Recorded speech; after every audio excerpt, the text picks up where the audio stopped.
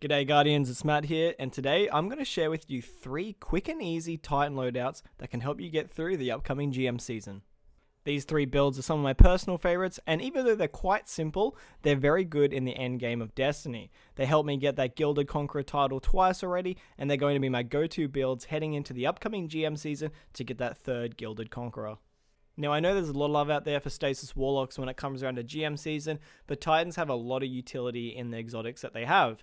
And if you're someone who doesn't rock 3 characters and you just got your Titan, then here's a video for you so you can see that it is possible and they're quite easy to set up. With the 3 builds, I would go as far as to say that they kind of operate as 3 different difficulties as well. One of them is easy, medium, and hard, and they all sort of attribute to how much practice and how much dedication and stuff that you're putting into the Grandmasters. I'm not going to break down every build in great detail for 2 reasons. The first one is, I don't know if these builds will hold up in the current GM season. I'm predicting that they will, and they certainly have in the past, but I don't want to go out and say that these are the ones that will work. These are the ones that I recommend getting ready for when GM seasons are about to pop off next reset.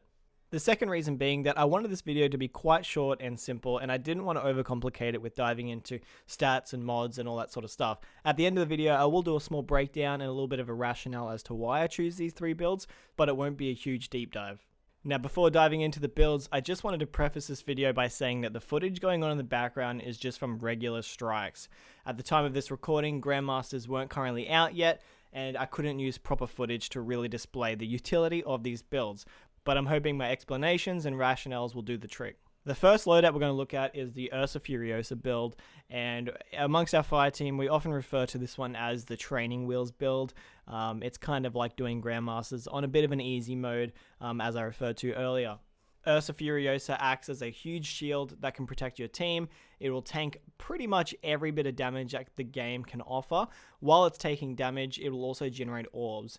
It did receive a bit of a nerf this season where you can't get your super all the way back up. Instead, it is now capped at 50%. So in previous GMs, you would tank a lot of damage and you would probably receive about 90 to 95% of your super back, so you could just keep this going on cooldown. Whereas now, it's going to stop at 50%. So depending on what your other teammates are running, whether or not you're running 1 or 2 Ursa Furiosas, the 2 Ursa Furiosas could probably feed off each other to give you that super on cooldown still.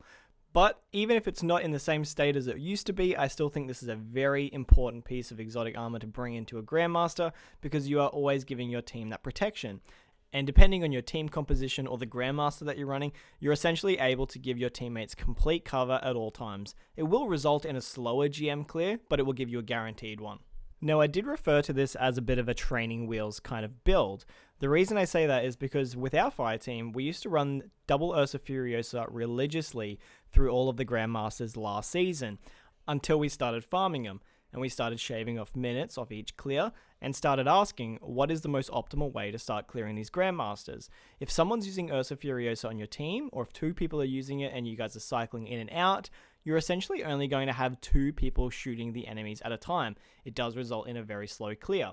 After getting anywhere between 5 to 10 clears on each Grandmaster, we found ourselves wanting to optimize and speed things up a little bit. We would start taking Ursa Furiosa off and start choosing different builds that had a little bit more utility and allowed more damage per se. If you're someone who hasn't been exposed to Grandmasters before, I recommend Ursa Furiosa being your starting loadout for heading into them this season. The second build I want to cover, which is kind of considered like the medium use build, is the Helm of Saint 14 one. Running Helm of Saint 14 offers a few benefits for the team. The first one is that when enemies run through your bubble, they're going to be blinded. And anyone on your team who is inside your bubble will also receive a overshield. So when you step out of it, you'll notice a little Starless Knight buff, which is a nice little extra bonus there. You're also receiving Weapons of Light, which is a great little perk there because you can step into the bubble, grab your extra damage, step out, and you can deal extra damage with your weapons for a limited time there. But the greatest part about running this build is that it just offers your team a little bit of sanctuary inside of a hectic Grandmaster. There's been plenty of times where things just don't go right, especially in the Glassway boss room, and you just need to pop down the panic bubble, whether it's the Wyverns or the boss that are just giving you a hard time, and you can just sit in that bubble, you can regroup your thoughts, and think of a plan for what's going to happen when you leave that bubble. More often than not, the bubble just acts as a great little reset for the team, so we can get our head back on our shoulders and get back into the strike. I would often run Helm of Saint 14 if I was a little bit more confident with the Grandmaster and I didn't want to run Ursa Furiosa anymore, but I still wasn't completely confident in running something with higher DPS. The Helm of Saint 14 bubble works as a nice middle ground, so you can get that extra damage through the bubble, but also get that protection whenever you need it. It's a great little middle point there. It also comes in handy if your teammate dies in one of the worst positions possible. If you can somehow get over to them without dying, you can pop your bubble and you can get the easy revive. The best part is that if there's ads everywhere around, they will go inside the bubble and they will be blinded, so it allows for an easy escape once that bubble disappears. And now for the third build, which I kind of consider a more advanced one because you would need to have a pretty high level of confidence to run this inside of Grandmasters, but again, it's a simple build and it's really effective. This one, and I'm sure I'm going to pronounce this wrong, is the Cuirass of the Falling Star, or the Cuirass of the Falling Star. I'm not too sure, but it's the Thunder Crash exotic, and that's all you need to know. This is the build that you want to run if you're very confident with the Grandmaster and you know that you want to burn the boss with some high DPS. It's a little bit of a high risk, high reward situation when running this build, but you would only use it if you know what to expect in the Grandmaster, when you know when the boss is going to spawn and when the champions are going to pop out. In Grandmasters, there's normally about 2 or 3 bosses that will appear throughout, but if not, just burn it on the champions that pop up on cooldown. One of the coolest parts about this exotic is that you gain an overshield that lasts longer the further you travel before hitting an enemy. So if you're thunder crashing something across the map, that overshield will be nice and long and it should be enough for you to get back to your fire team in safety. This build won't be applicable for every Grandmaster. I think over the last couple seasons, we've only used it in a handful of strikes, but you need to scope out how you and the fire team are feeling when it comes to a Grandmaster. If you've been farming it for days and you're starting to get very confident and you want to start shaving off some minutes, the Thunder Crash exotic here is great because you can start burning the boss quickly. A great benefit to that is that it also eliminates more chance of wiping when it comes to a boss room. Sometimes it can get a little bit sticky and you start taking damage, and sometimes your teammates start dying, whereas if you've got 1 or 2 people running the Cuirass of Falling Star, usually you can burn that boss really quickly and get that clear nice and fast. Now I'd like to quickly go over the stats and the mods for these 3 loadouts. You might already notice, but all 3 loadouts have got 10 recovery, 10 intellect, and they all have 5 resilience. For me, that's my rule of thumb when it comes to Grandmasters. I want to have my health coming back as soon as it can, and for intellect, a lot of these builds are actually revolving around the super. I want to have that on cooldown. I want that up as soon as possible.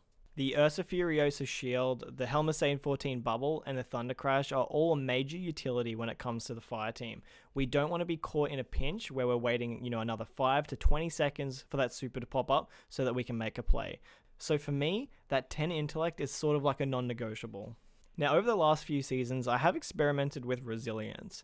I find 5 is the absolute sweet spot when it comes to tanking damage. Any more and I start to notice a bit of diminishing returns, and I know that there is obviously diminishing returns with having 9 or 10 intellect, but for me, it's just not needed when it comes to resilience. I find it's a sweet spot for getting our barrier back in time, and anything else is just a waste. So stats is 10 recovery, 10 intellect, and 5 resilience. Everything else, it doesn't really matter, although having anything extra in discipline is always handy. And now for mods, and again, I'm keeping it nice and simple. All 3 loadouts are running the exact same mods with the same intention. It's taking charge, charged up, and protective light.